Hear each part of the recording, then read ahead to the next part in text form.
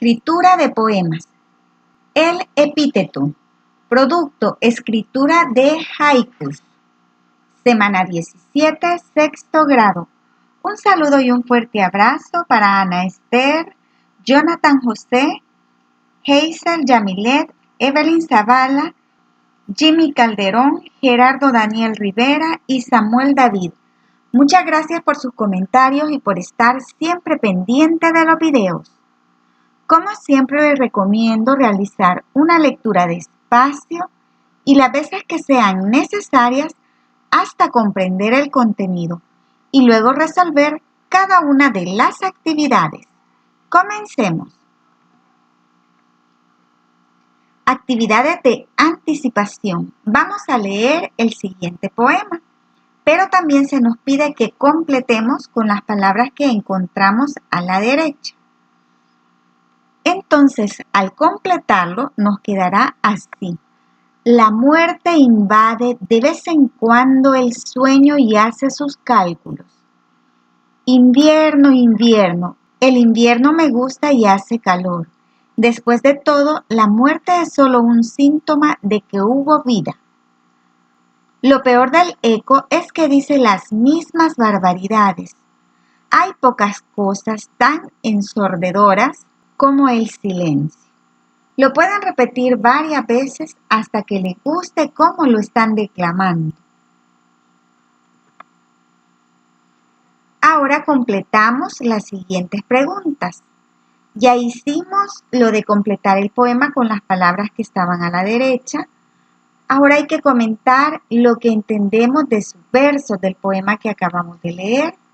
En sus versos se pueden encontrar sentimientos que hablan de la vida, los sueños, la muerte y se asocian con el viento y el silencio. ¿Qué nos comunican los últimos versos? Nos hablan de las cosas que decimos o hacemos que no están bien, pero se quedan en la memoria y se repiten en nuestra mente como un eco, y de las cosas que nos callamos y no las expresamos por miedo. Hay que leer nuevamente el poema para que vayamos practicando la pronunciación correcta. Vamos con las actividades de construcción. Vamos a leer lo siguiente. ¿Qué es el calambur? Es un juego de palabras que consiste en agrupar las palabras para dar un sentido diferente o un doble sentido.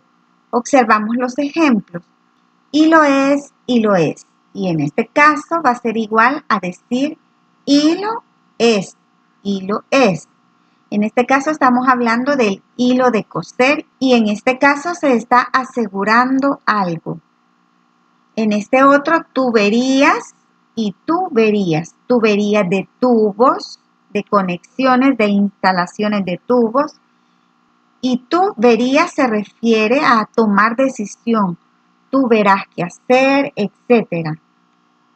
Ahora veamos el palíndromo. Es un juego de palabras que transmiten un mensaje que se puede leer hacia la derecha como hacia la izquierda y que tienen el mismo significado. Por ejemplo, la ruta natural, lo leemos de izquierda a derecha, la ruta natural.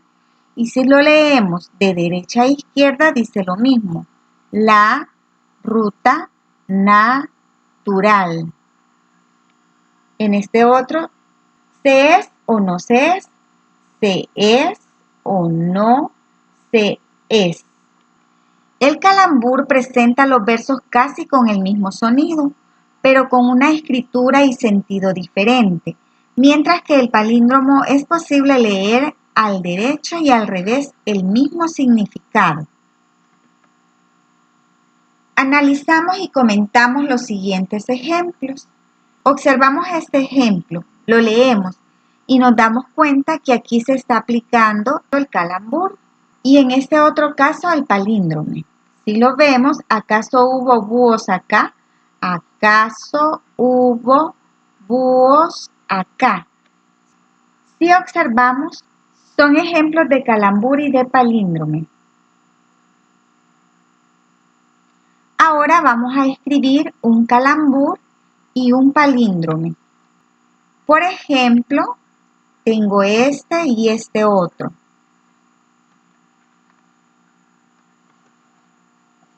Pasamos a la actividad 3. Van a realizar una lectura del poema. Recuerden que el poema se debe leer varias veces para comprenderlo y en la medida que lo comprendamos, lo vamos a leer mejor. Después de la lectura, vamos a interpretar los 4 versos en negrita. En el poema se les presenta 4 versos escritos en negrita, hay que explicarlos. Y luego se les pide que escriban un poema de 3 versos usando el calambur. Por ejemplo, pueden retomar este o este otro. Y estas son las explicaciones de los versos que teníamos en el poema anterior. Mi madre está barriendo. La explicación es del verbo reír. Y en este otro caso, mi madre está barriendo. Acción, es decir, está realizando la limpieza de la casa. El siguiente verso, a veces arde Roma, es un saludo.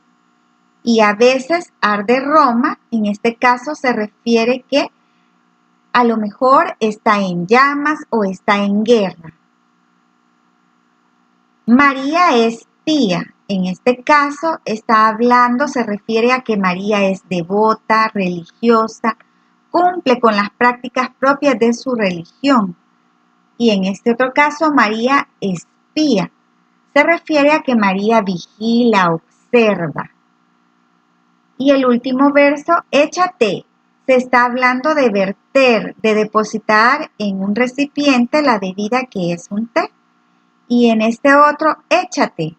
Se refiere a acostarse, a acomodarse.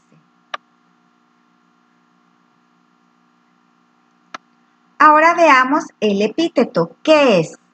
El epíteto es una figura literaria que consiste en nombrar las características o cualidades propias de un sustantivo a través de adjetivos. Por ejemplo, Blancanieve. ¿De quién estamos hablando? De la nieve. Sería el sustantivo. ¿Y qué decimos de la nieve? Que está blanca. Sería el adjetivo. Roja sangre. Valiente caballero. Negra noche. Cuando hablamos de esta figura, el adjetivo va antes que el sustantivo.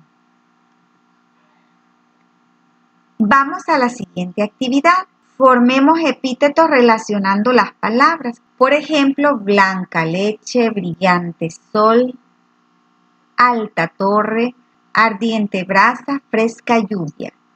Lo van a unir con una línea, utilizando regla para que les quede bonito. Y en este poema se nos pide que encontremos los epítetos, por ejemplo, fresca mañana, tersos pétalos y blanca rosas. Y nos quedaría así. Seguimos contestando y resolviendo.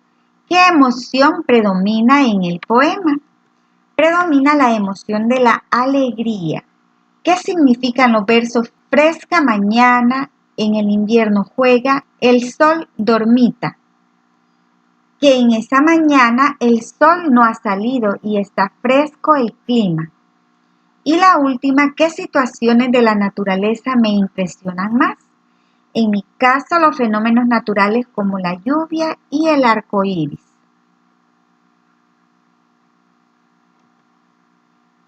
Y pasamos a la actividad 5. Ustedes van a crear un haiku. Aquí están los pasos que deben de seguir. Y yo les presento un ejemplo. El título será Contrastes. Y aquí está.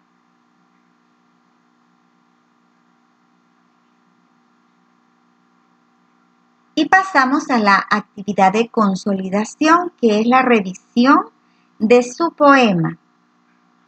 Este poema lo van a entregar según se los pida su maestro. Es decir, si se los pide en papel, en cartulina, cada uno le dará la indicación.